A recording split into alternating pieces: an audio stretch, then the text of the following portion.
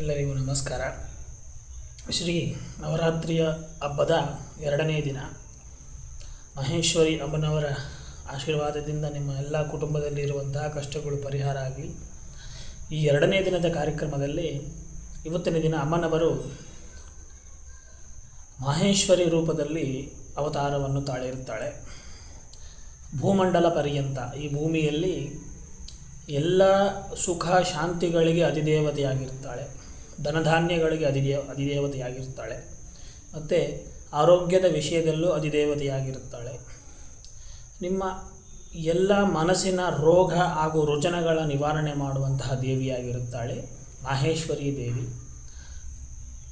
ಇವತ್ತಿನ ದಿನ ಮಾಡುವಂತಹ ವಿಶೇಷತೆ, ಈ ನವರಾತ್ರಿ ಕೊಳುವು ಬೊಂಬೆ ಏನು ಇಟ್ಟಿದ್ದೀರೋ, ಅಂದರೆ ಪಟ್ಟದ ಬೊಂಬೆಗಳನ್ನು ಏನು ಕೂರಿಸಿರ್ತೀರೋ, ಆ ಬೊಂಬೆಗಳ ಮುಂದೆ ನಿಮಗೆ ಪರಿಚಯ ಇರುವಂತಹ ಒಂದು ಕನ್ಯಾಮನಿಗೆ, ಅಂದರೆ ಸಣ್ಣ ಮಗುವಿಗೆ ಕರೆದು ಕಾಲು ತೊಳೆದು ಅರಿಶಿನ ಕುಂಕುಮ ಇಟ್ಟು ಸಾಯಂಕಾಲದಲ್ಲೇ ಪೂಜೆ ಮಾಡಬೇಕು, ಅಂದರೆ ರಾತ್ರಿಯಲ್ಲೇ ಪೂಜೆ ಮಾಡಬೇಕು ಅಂತ.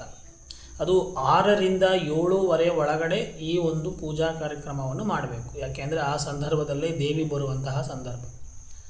ಪ್ರದೋಷ ಕಾಲೇಶು ಪರಮೇಶ್ವರ, ಸಾಯಂಕಾಲೇಶು ಮಹಾಲಕ್ಷ್ಮಿ ಅಂತ. ಈ ಮಹಾಲಕ್ಷ್ಮಿ ಬರುವಂತಹ ಸಂದರ್ಭದಲ್ಲಿ ನಾವು ಈ ಸೇವೆಗಳನ್ನು ಸಲ್ಲಿಸಬೇಕು. ಈ ಸೇವೆ ಮಾಡುವುದರಿಂದ ಏನು ಫಲ ಅಂದರೆ, ಶ್ರೀ ಚಾಮುಂಡೇಶ್ವರಿ ದೇವಿ ನಮ್ಮ ಕರ್ನಾಟಕವನ್ನು ಹೇಗೆ ರಕ್ಷಣೆ ಮಾಡುತ್ತಾಳೋ, ಈ ಒಂದು ಚಾಮುಂಡೇಶ್ವರಿ ದೇವಿಯ ಅನುಗ್ರಹದಿಂದ ನೀವು ಎಷ್ಟು ಸೌಂದರ್ಯ, ಆರೋಗ್ಯ, ಐಶ್ವರ್ಯ, ಸುಖ, ಶಾಂತಿ, ನೆಮ್ಮದಿಗಳಾಗಿ ಇರಬೇಕು ಅಂತ ಕೋರಿಕೊಳ್ತಿರೋ ಅಷ್ಟುವೇ ಆ ದೇವಿ ಕೊಡುತ್ತಾಳೆ.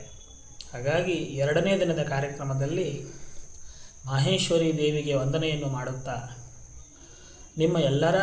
ನಿಮ್ಮ ಸುಖ ಶಾಂತಿಗಳು ಸಿಗಲಿ ಅಂತ ಹೇಳುತ್ತಾ ಈ ಕಾರ್ಯಕ್ರಮವನ್ನು ಮುಕ್ತಾಯ ಮಾಡುತ್ತಾ ಇದ್ದೀನಿ. ಸರ್ವಸ್ವರೂಪೇ ಸರ್ವೇಶಿ ಸರ್ವಶಕ್ತಿ ಸಮನ್ವಿತೆ ಬಹೇಭ್ಯಸ್ತ್ರಾಹಿನೋ ದೇವಿ ದುರ್ಗೇ ದೇವಿ ನಮೋಸ್ತುತೆ.